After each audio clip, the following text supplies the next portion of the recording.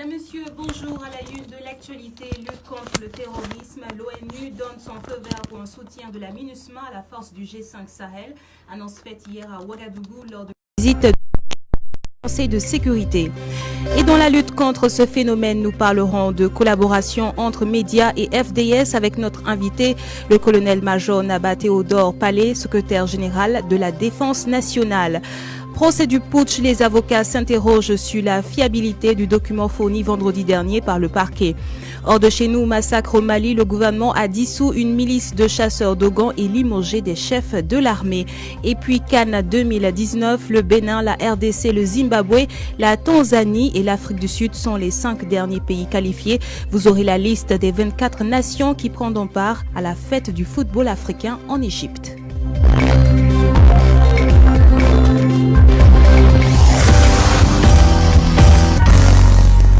Une délégation du Conseil de sécurité de l'ONU était hier dans la capitale burkinabé Ouagadougou face à la situation sécuritaire fragile avec la fermeture de nombreux centres de santé et écoles et plusieurs déplacés internes. Le Conseil de sécurité entend apporter son soutien au Burkina.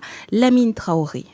Toute la journée d'hier, les membres du Conseil de sécurité de l'ONU ont échangé avec les autorités burkinabées. Au centre des échanges, la lutte contre le terrorisme. Et c'est depuis le palais de Kossiam, en fin de soirée après une rencontre avec le président Kaboré et des membres du gouvernement, que le porte-parole du Conseil de sécurité annonce le soutien de l'ONU en faveur du Burkina Faso dans la lutte contre le terrorisme. Christophe Osgen, ambassadeur de l'Allemagne auprès des Nations Unies. Les Nations Unies sont unies dans le soutien pour le Burkina Faso. On a eu le message qu'il y a plusieurs écoles, des dizaines et même plus des écoles qui ont été ouvertes. Et ça, c'est une très bonne nouvelle. Des félicitations aussi. Un soutien réconfortant côté burkinabé. Alpha Bari, ministre des Affaires étrangères. Les explications qui ont été données, tout le monde a compris quel est l'enjeu autour des défis auxquels le Burkina Faso fait face. Il est important d'appuyer, d'aider et de soutenir le Burkina Faso dans ses efforts, dans la lutte contre l'insécurité et dans la lutte pour le développement. Sur la question des exécutions sommaires dont l'armée est soupçonnée par certaines organisations des droits de l'homme d'être l'auteur, le Conseil de sécurité a indiqué que les enquêtes doivent être menées de façon impartiale par la justice et les coupables doivent être punis. Aussi, les membres du Conseil de sécurité ont demandé aux autorités burkinabées de travailler à calmer les tensions entre les différentes communautés et ethnies. Un dernier point en lien avec les événements de Yirgou, le jour de l'an, où 49 personnes, selon le gouvernement, et plus de 200, selon le collectif contre la stigmatisation des communautés, ont été tuées. La délégation du Conseil de sécurité a donné son feu vert pour un soutien de la MINUSMA à la force du G5 Sahel. Désormais, la mission multidimensionnelle intégrée des Nations Unies pour la stabilisation au Mali pourra appuyer de façon opérationnelle et logistique la force conjointe du G5 Sahel. On permet à la MINUSMA de pouvoir appuyer le G5 Sahel par le volet du transport, par le volet de la fourniture des rations alimentaires, la fourniture de carburant, a expliqué Alpha Bari, ministre burkinabé des Affaires étrangères et de la coopération. Et la lutte contre le terrorisme passe également par la collaboration entre FDS et médias. Des représentants des deux entités se sont retrouvés à Koudougou pour 3 jours d'échange en vue de se connaître davantage et d'étudier les pistes pour une meilleure collaboration dans ce contexte de lutte contre l'extrémisme violent au Burkina. Ils ont reconnu à l'unanimité la nécessité de mettre en place un cadre de dialogue permanent. Dans ce sens, la clôture de l'atelier est intervenu samedi en présence de notre reporter Abdul Fattah Tiemtori. Entre d'une part le devoir d'informer et l'exigence des délais de publication des journalistes et d'autre part la nature de grande muette des armées, les relations ne sont pas toujours au beau fixe. À qui la faute? À tous et à personne. Mais les deux parties ont reconnu la nécessité d'arrondir les bords pour améliorer leur collaboration. Capitaine Suleiman Koulibaly, commandant de l'escadron de gendarmerie mobile de Koudougou. L'élément que je retiens le plus est que journalistes et forces de défense et de sécurité, on peut travailler ensemble pour aboutir à des résultats vraiment appréciables. Souvent, il y a des préjugés qui existent entre les deux collaborateurs, je dirais. Mais cet atelier a permis à chacun de comprendre comment l'autre fonctionne et je pense qu'à l'avenir, les relations vont plutôt bien s'améliorer. Pour ce faire, chaque groupe de participants a énuméré ses attentes vis-à-vis de l'autre. Aziz Kaboré, journaliste reporter à Radio Palabre de Koudougou. On a invité des forces de défense et de sécurité à, pourquoi pas, venir souvent dans les rédactions pour voir comment les journalistes travaillent et essayer de familiariser ensemble. Les journalistes également sur le terrain doivent respecter les consignes que les forces de défense et de sécurité leur donnent pour ne pas bien sûr que ces deux entités aient à se tirailler quelque part. La recommandation majeure du séminaire est la création d'un cadre formel d'échange régulier entre FDS et journalistes, une attente qui reçoit l'assentiment du secrétariat général de la Défense nationale et celui du Conseil supérieur de la communication, structure organisatrice. Un autre atelier se tient à partir de ce lundi à Banfora pour un deuxième groupe de participants, toujours sur la même thématique. L'initiative est soutenue financièrement par le PNUD, Programme des Nations Unies pour le développement. Procès du putsch de septembre 2015, l'audition des pièces à conviction se poursuit. Ce lundi, les avocats discutent de la fiabilité du document fourni vendredi dernier par le parquet. Pour en savoir davantage, on retrouve Moumouni Yaro. Bonjour Moumouni. Bonjour Brigitte Yoda. De quoi il est question? Les avocats de la défense émettent un doute sur la fiabilité du document fourni par le parquet. Pour eux, les téléphones expertisés ne comportent pas les mêmes données de part et d'autre. Ils disent également ne pas connaître l'origine du document. À ce propos, Maître Mamadou Koulibaly souligne « Nous ne sommes pas là pour amuser la galerie, mais pour faire le droit. Nous n'opinions en aucun cas sur ce document qui a été obtenu de façon frauduleuse. » Maître Tam de la partie civile, les faits sont là et têtus. Il est soutenu par Maître Prosper Farama qui se dit être étonné et offusqué. Pour lui, il ne s'agit pas de dire que telle pièce est illégale, mais de prouver sa réception frauduleuse et illégale. Vendredi dernier, le parquet avait donné des pièces complémentaires composées d'éléments sonores, notamment des appels téléphoniques des accusés. Et Maître Bonkourou avait quitté la salle. Il jugeait qu'il touchait à la vie privée de certaines personnes. Actuellement, une pause de quelques minutes est observée ici. Moumouni Yaro, merci pour toutes ces informations. Nous vous retrouverons dans notre édition du soir pour la suite de ce procès. Touma, c'est le nom d'un tout nouveau projet pour booster l'employabilité des jeunes et des femmes dans 5 régions du Burkina d'un montant de plus de 6 milliards de francs CFA. Touma se donne pour objectif de développer un secteur privé local à travers la création d'entreprises de jeunes et des femmes.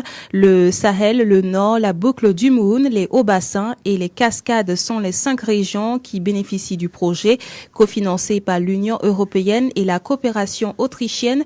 La signature de convention a eu lieu vendredi dernier à Ouagadougou et le ministre du Commerce, Harouna Kaboré, a témoigné toute la satisfaction du gouvernement au micro de Lamine Traoré.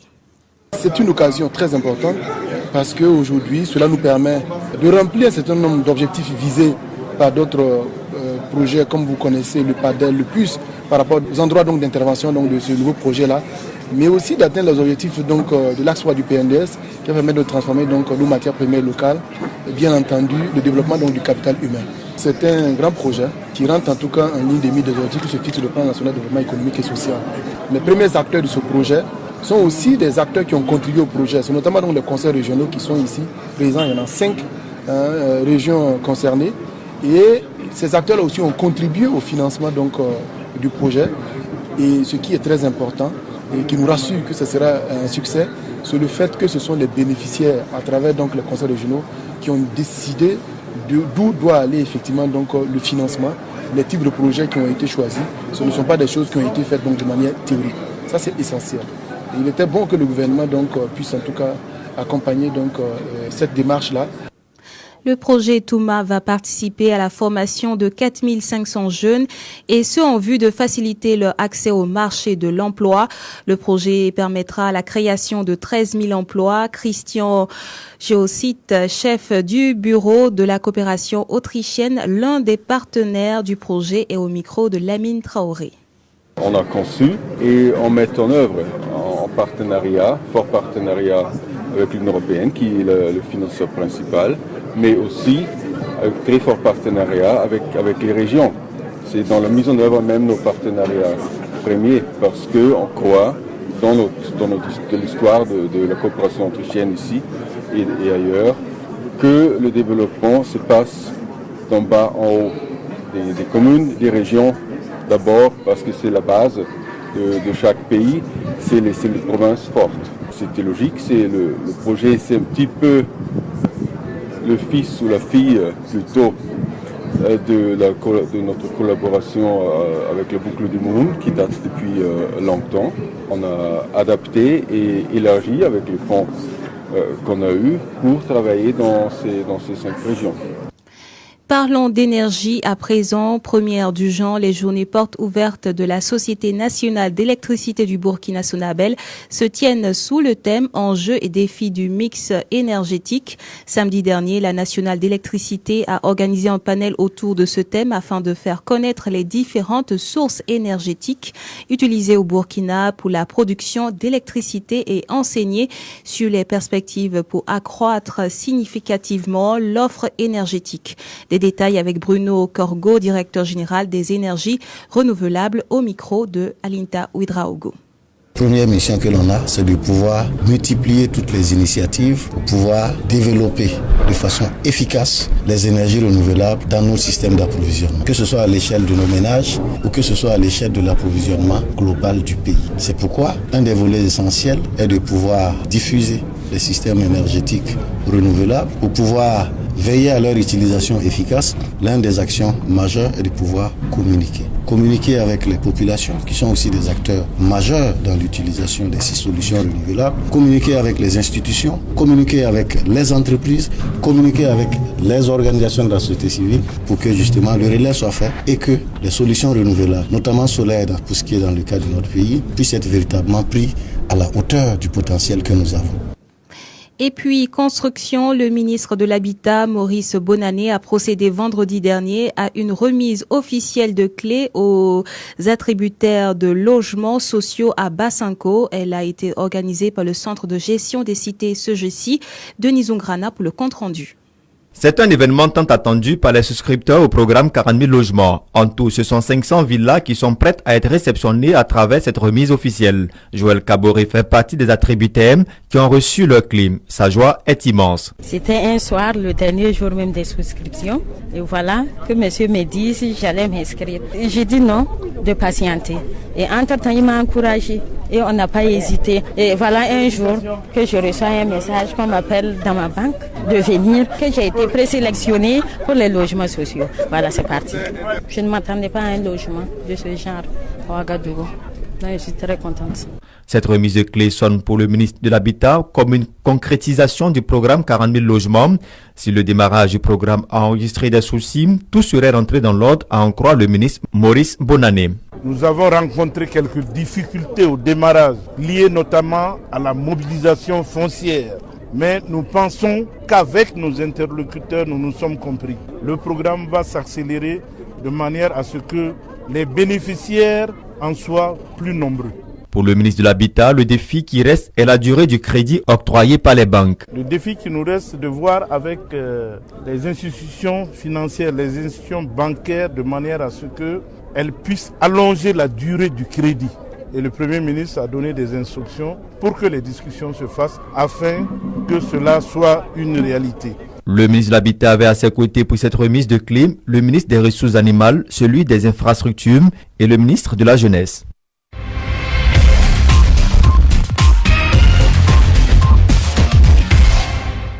L'actualité internationale au Mali, le gouvernement a annoncé hier dimanche la dissolution d'un groupe de chasseurs traditionnels Dogon accusés d'exaction. Il s'agit de l'association d'Onna en Bassagou. Des responsables de l'armée ont également été limogés. On peut citer entre autres le chef d'état-major général des armées, Bamba Moussa Keïta, et ceux de l'armée de terre et de l'air. Des décisions qui interviennent au lendemain du massacre de plus d'une centaine de Peuls dans le centre du pays. 2 jours après justement ce massacre, quel est le bilan officiel disponible? Les déplacés sont-ils pris en charge? Notre correspondant à Bamako, Ousmane Diakité, a tenté d'en savoir davantage. Suivez son reportage. Le bilan officiel du massacre de Gossagou fait froid au dos. Il est fixé à 135 morts, à en croire le détachement des FAMA et celui de l'aménagement dépêché sur place. Contactés par nos soins, plusieurs sources locales ont souligné la présence des déplacés dans la ville de Bankas. Quant à leur prise en charge, Le président de la République, Ibrahim Boubacar Keïta, a aussitôt envoyé une délégation ministérielle conduite par le ministre de la Justice, garde des Sceaux, Tchenan Koulibaly. Dire aux populations de Ouagadougou que ce qui s'est passé ici est inacceptable, que ce qui s'est passé ici ne restera pas impuni. Nous avons envoyé ici les FAMA hier, dès que nous avons été au courant. C'est l'occasion pour nous de remercier la MINUSMA qui a elle aussi envoyé un détachement. Et le président nous a demandé de leur dire, nous leur avons dit que l'assistance de l'État au village va rester entière. Les rescapés du massacre se disent requinqués par ces gestes des autorités. Amadjalo, sinistré. Nous sommes très ravis et réconfortés par cette mission et nous sommes rassurés par rapport à tous les messages portés par la délégation, notamment la sécurisation et surtout la protection des personnes et de leurs biens. Notons que le gouvernement a procédé à la dissolution de la confrérie d'Onzo du centre d'Anna Amassagou, suspecté d'être derrière cette attaque barbare dirigée contre la communauté Peul au cours du Conseil des ministres extraordinaire tenu ce dimanche. Ousmane Degte, Bamako, Radio Omega. Et face à ces atrocités, l'association Tabital Poulakou réagit. Elle appelle les autorités maliennes à tout mettre en œuvre pour retrouver les auteurs du massacre. Écoutez Abdoulaziz Diallo, président de Tabital Poulakou Mali. Tabital Poulakou Mali condamne avec la plus grande vigueur et la plus grande fermeté et s'érige vraiment contre ces massacres d'innocents. Des personnes qui sont mortes juste parce qu'elles sont peules. 134 personnes tuées, 410 maisons incendiées. Parmi les personnes tuées, des femmes enceintes, des bébés, des vieilles personnes, tous les greniers brûlés, tous les animaux domestiques tués avec des armes de guerre. Et nous, au niveau de Tabital Poulakou, nous allons inviter le gouvernement à mener l'enquête pour identifier clairement les auteurs de ces assassinats. Omega Sport. Bernabé Cabré nous donne la liste des 24 pays qualifiés pour la CAN 2019. À l'issue d'une 6e et dernière journée d'éliminatoire riche en émotions, toutes les sélections qui participeront à la prochaine Coupe d'Afrique des Nations sont désormais connues. Pour cette première CAN à 24 équipes, peu de favoris sont passés à la trappe. Seuls 3 pays présents à la dernière CAN manquent à l'appel: le Burkina Faso, le Gabon et le Togo. Parmi les qualifiés, certains retrouvent la compétition: le Nigeria, victorieux en 2013, l'Angola, la Guinée, la Namibie, dont la dernière participation remonte à 2008, l'Afrique du Sud, le Kenya qui n'est plus revenu depuis 2004, la Tanzanie qui signe son retour après 39 ans et le Bénin dont la dernière participation remonte à 2010. Enfin, Madagascar découvre la compétition, tout comme le Burundi et la Mauritanie. Le tirage au sort de la phase de poule aura lieu le 12 avril prochain au Caire. Comme annoncé, le Burkina Faso sera le grand absent de cette CAN. Sita Sangaré a annoncé hier en conférence de presse que le comité exécutif de la Fédération burkinabé de football va se réunir pour examiner le rapport qui sera fourni par le sélectionneur Paolo Duarte. Il a fait savoir au micro d'Ibrahim Baïli. Lorsque nous avons signé le contrat avec le staff de Paolo Duarte, son contrat courait jusqu'à la fin de cette CAN. Nous lui avons fixé, entre autres objectifs, de pouvoir nous qualifier pour cette CAN et son contrat devait être réexaminé à la fin de la CAN. Son contrat court jusqu'au 1er juillet. Et donc, nous sommes dans cette dynamique, nous allons réévaluer. Il est sûr qu'un des objectifs déjà n'est pas atteint. Jusqu'à preuve du contraire, je pense qu'au niveau du football, que ce soit au niveau club ou au niveau équipe nationale, c'est l'entraîneur qui est responsable de sa sélection et on le juge à l'aune des résultats. L'entraîneur va faire son rapport et le comité exécutif va se réunir là-dessus et bien évidemment, il y a des décisions. Le contrat de Paolo Duarte arrive à terme le 1er juillet prochain. L'invité de la rédaction.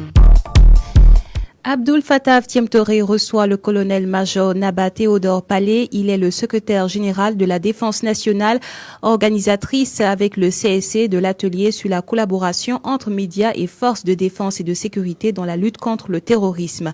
Il confirme la méfiance des forces armées envers les médias, mais promet une plus grande ouverture pour une meilleure collaboration. Colonel-major Naba Théodore Palé, bonjour. Bonjour. Vous avez co-organisé le secrétariat général de la défense nationale avec le CSC, un atelier sur la collaboration entre journalistes et forces de défense et de sécurité dans la lutte contre le terrorisme. Qu'est-ce qui justifie un tel projet? Alors, le projet est vraiment intrinsèque du programme d'activité et de la manière de travailler du secrétariat général de la défense nationale. Lorsqu'on estime qu'il y a des groupes socio-professionnels qui sont très importants et qui ont besoin d'avoir des éléments d'éclairage, des éléments de compréhension sur le fonctionnement de l'État d'une manière générale, alors nous essayons de faire quelque chose. Ici, on a identifié les journalistes comme étant, dans la lutte contre le terrorisme, un élément clé. Et donc, nous sommes approchés du CSC pour voir comment, ensemble, on pouvait organiser cette activité-là. Nous avons mis en place les problématiques à enseigner. Et surtout, nous avons choisi ensemble les communicateurs qui devaient sous-tendre ça. Qu'est-ce que concrètement, à travers cet atelier-là, les forces armées nationales peuvent attendre concrètement des médias? C'est ce que l'État attend, parce que le secrétaire général de la Défense nationale travaille pour le gouvernement. Alors ce que nous attendons des journalistes, c'est qu'ils participent à la lutte contre le terrorisme à leur place. Tous les éléments de la nation doivent participer. Les forces de défense et de sécurité font déjà leur rôle tant bien que mal. Ces forces-là ont besoin de l'appui des autres secteurs de la société, dont en premier lieu, je crois, ne pas me tromper, la presse. Cette lutte contre le terrorisme, elle est médiatique, bien sûr, mais elle nécessite aussi des moyens matériels et logistiques, ce qui n'est pas toujours forcément disponible. Est-ce que vous avez le sentiment aujourd'hui que depuis que ce phénomène a commencé, il y a des avancées conséquentes?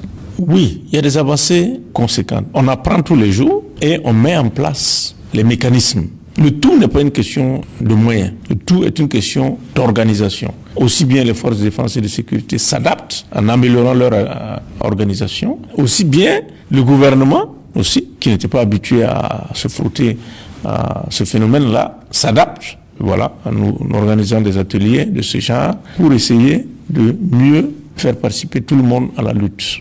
Il y a eu dans cet atelier-là plusieurs communications, dont celle que vous avez animée vous-même, et des échanges à bâtons rompus entre les différents acteurs. Est-ce qu'on peut dire que les attentes ont été plus ou moins comblées? Personnellement, je crois que ça a dépassé les attentes que j'avais. Vraiment.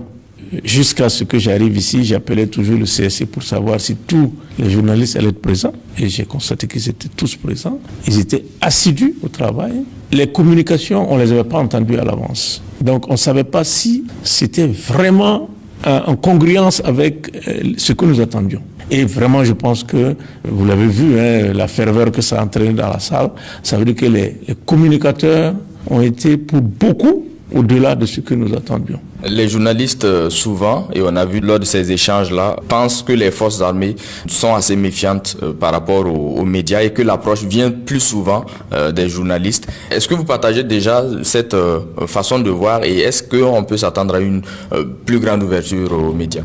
Oui, je pense qu'il y a cette méfiance. J'ai été chef d'état-major général adjoint, comme vous l'avez dit, et parfois on se dit on ne va plus parler à la presse. Parce que, de l'autre côté, c'est vrai que la presse est moins unie, moins unitaire que les forces armées, parce que les forces armées, c'est un seul, vraiment, morceau compact. Mais vous avez des presses qui tirent à boulet rouge, de tort et à travers sur les forces armées, et ce sont des hommes, donc on a les mêmes sentiments et parfois on est révolté. Donc, un tel séminaire tient à cela, à faire qu'on se comprenne. Je pense que dans un pays comme le Burkina, il n'y a pas ce secteur de l'État qui fonctionne au point qu'il n'y ait pas de critique à faire. Voilà. Aussi bien les journalistes peuvent critiquer les forces de défense et de sécurité parce qu'il y a des lacunes, c'est sûr. Aussi bien, évidemment, dans l'autre sens, on peut critiquer. Voilà. Donc, il vaut mieux qu'on se comprenne et que les critiques soient constructives. Dans ce sens-là, les participants ont unanimement reconnu la nécessité de trouver un cadre d'échange périodique. Qu'est-ce que vous en pensez? Est-ce que vous êtes en mesure, au niveau du SGDN, d'initier ce cadre-là? Alors, j'adhère tout à fait. D'autant plus qu'au niveau des SGDN, nous avions dans l'esprit d'essayer de créer une sorte de forum pour les journalistes. C'est quelque chose que nous avons vu au Sénégal, que nous essayons de mettre en place. Et là, après ce séminaire, et après l'écho que cette idée a eu, nous allons approcher le CSC et je pense qu'à deux, on sera beaucoup plus efficace. Colonel-major, merci. C'est moi qui vous remercie. À l'instant, le secrétaire général de la Défense nationale, le colonel-major Naba Théodore Palais. C'est la fin de ce journal. Merci de votre aimable attention. Bon après-midi à toutes et à tous.